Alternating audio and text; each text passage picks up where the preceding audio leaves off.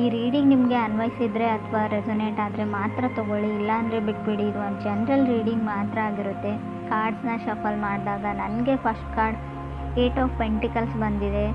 So may be ತುಂಬ emotional ಆಗ್ಬೋದು ನೀವು ಅಂತ ಅನಿಸುತ್ತೆ ನನಗೆ. ಈ ಮಂತು ಸ್ವಲ್ಪ ಹೆಲ್ತ್ ಕಡೆ ಫೋಕಸ್ ಇರಲಿ. ತುಂಬ ಸಣ್ಣ ಪುಟ್ಟ ತೊಂದರೆಗಳಂತ ಹೇಳಲ್ಲ, ಏನಾದರೂ ತಾಗಿಸ್ಕೊಡ್ತೀರಾ, ಬೆರಳುಗಳ ಬಗ್ಗೆ ಹುಷಾರಾಗಿರಿ. ಸೊ ನೆಕ್ಸ್ಟ್ ಬರೋ 30 ಡೇಸ್ವರೆಗೂ ಸ್ವಲ್ಪ ಡಿಫಿಕಲ್ಟೀಸ್ ಅಂತ ಹೇಳ್ತೀನಿ. ಸ್ವಲ್ಪ ಪೇಷನ್ಸ್ ಇಂಪಾರ್ಟೆಂಟ್. ಹಾಗೆ ಸ್ವಲ್ಪ ಹೊಸ ವ್ಯಕ್ತಿಗಳನ್ನ ಮೀಟ್ ಆಗ್ತೀರಾ, ಮೋಸ ಹೋಗೋ ಚಾನ್ಸಸ್ ಕೂಡ ಅಷ್ಟೇ ಇರುತ್ತೆ. ಸಡನ್ ಡಿಫಿಕಲ್ಟೀಸ್ನ ಕೂಡ ನಾನು ಹೇಳ್ತೀನಿ. 8 of pentacles paying bills and loans ಅಂತ ಹೇಳುತ್ತೆ. 9 to 5 ವರ್ಕ್, ಓವರ್ ವರ್ಕ್ ನಿಮ್ಮದು, ನಿಮ್ಮ ಪಾರ್ಟ್ನರ್ದು. ಚಾಲೆಂಜಸ್ ಇಂಪ್ರೂವ್ ಆಗುತ್ತೆ, ಸ್ವಲ್ಪ ನೀವು ಬ್ಯಾಲೆನ್ಸ್ನ ನೋಡ್ತೀರಾ. ಸೆಕೆಂಡ್ ಕಾರ್ಡ್ ನನಗೆ 8 ಆಫ್ ವಾಂಡ್ಸ್ ಬಂದಿದೆ. ತುಂಬ ಕಾನ್ಸಂಟ್ರೇಷನ್ ಅಗತ್ಯ ಇದೆ ರಿಲೇಷನ್ಶಿಪ್ ಬಗ್ಗೆ ಮತ್ತು ನೀವು ಮಾಡೋ ಕೆಲಸದ ಬಗ್ಗೆ ಅಂತ ಕೂಡ 8 ಆಫ್ ವಾಂಡ್ಸ್ ಹೇಳ್ತಾ ಇದೆ.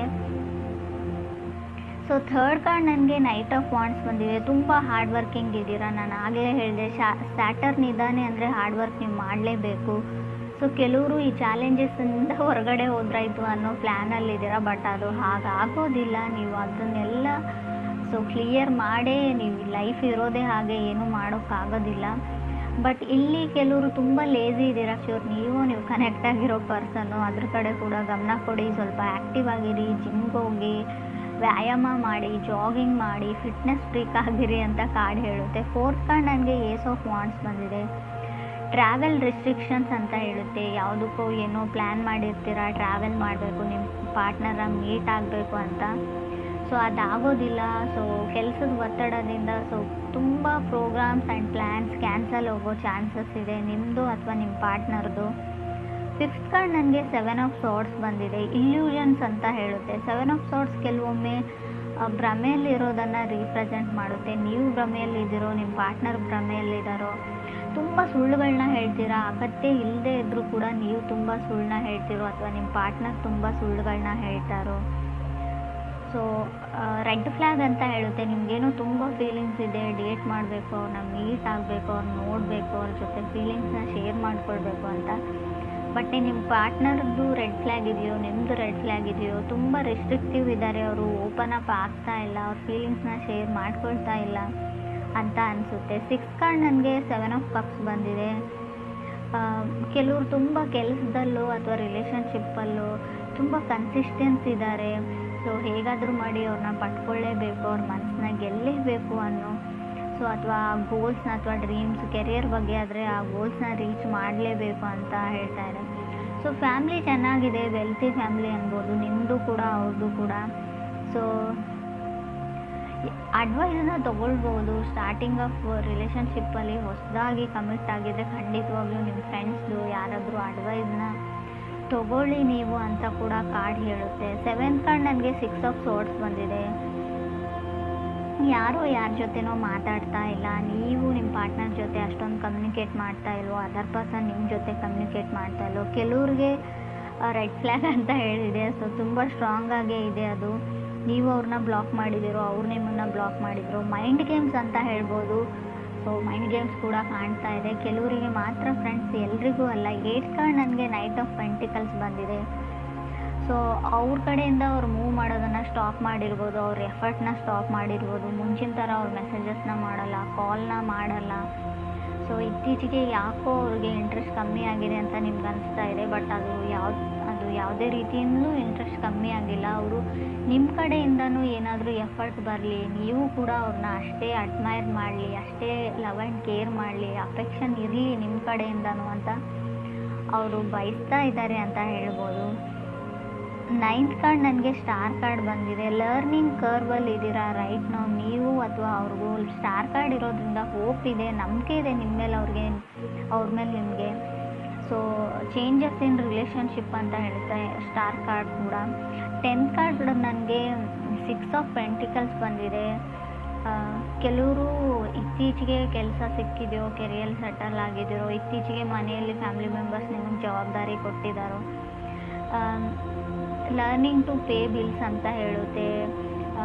ಏನಾದರೂ ಡೀಪ್ ಸ್ಟೆಪ್ಸ್ನ ಬೈ ಮಾಡೋದು, ಪ್ರಾಪರ್ಟಿ ಖರೀದಿ ಮಾಡೋದು, ವೆಹಿಕಲ್ಸ್ನ ತೊಗೊಳ್ಳೋದು, ತುಂಬ ರೆಸ್ಪಾನ್ಸಿಬಿಲಿಟೀಸ್ನ ತೊಗೊಳ್ತಾ ಇದ್ದೀರಾ ಕೆಲವರು ಅಂತ ಕೂಡ ಕಾರ್ಡ್ ಹೇಳುತ್ತೆ. ತುಂಬ ಲೇಝಿ ಇದ್ರಿ ಮುಂಚೆ, ಫ್ಯಾಮಿಲಿ ಮೆಂಬರ್ಸ್ ನೋಡ್ಕೊಳ್ತಾರೆ, ಪೇರೆಂಟ್ಸ್ ನೋಡ್ಕೊಳ್ತಾರೆ, ಸೊ ಅದ್ರ ಬಗ್ಗೆ ಎಲ್ಲ ನಾನು ಯೋಚನೆ ಮಾಡಲ್ಲ ಅಂತ ಅಂದ್ಕೊಳ್ತಿದ್ರಿ. ಬಟ್ ಇತ್ತೀಚೆಗೆ ಎಲ್ಲ ಜವಾಬ್ದಾರಿಗಳು, ಸೊ ಇದು ನಿಮ್ಮ ಜೊತೆ ಆಗ್ತಾ ಇರ್ಬೋದು ಈ ಸಿಚುವೇಶನ್, ಅಥವಾ ನಿಮ್ಮ ಪಾರ್ಟ್ನರ್ ಲೈಫಲ್ಲಿ ಕೂಡ ಆಗ್ತಾ ಇರ್ಬೋದು ಅಂತ ಕಾರ್ಡ್ಸ್ ಹೇಳುತ್ತೆ.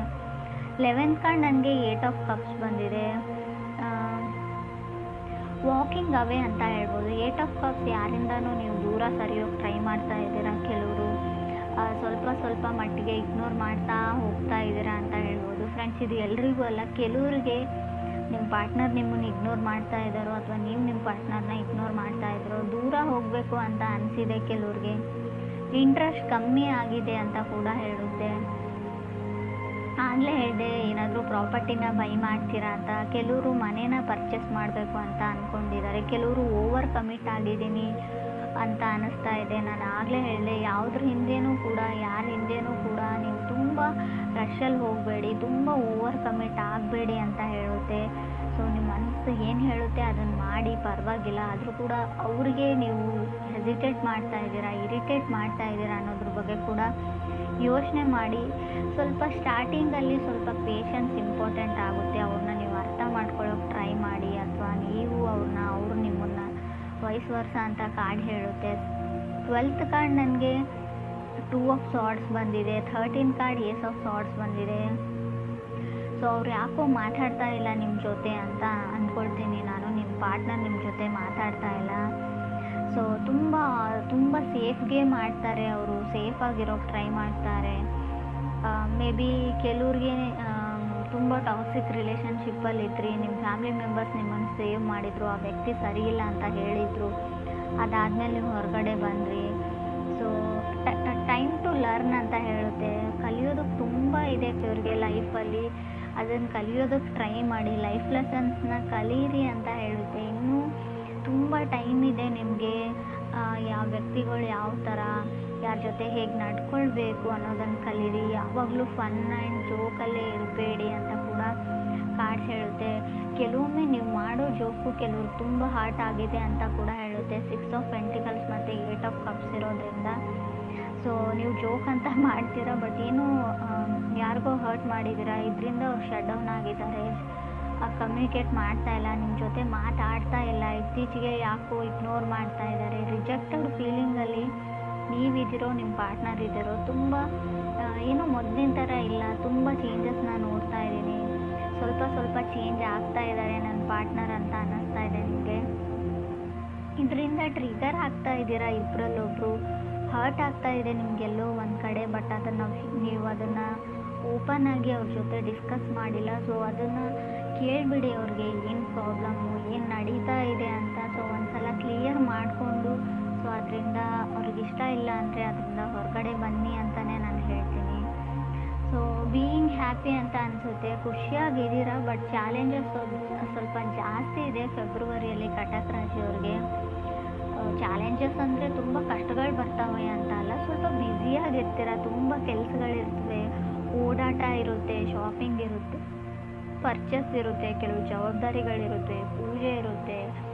ಸೊ ಮನೆಗೆ ನೆಂಟರು ಬರ್ಬೋದು, ತುಂಬ ಅಂದರೆ ತುಂಬ ಟ್ರಾವೆಲಿಂಗ್ ಕೂಡ ಇರುತ್ತೆ.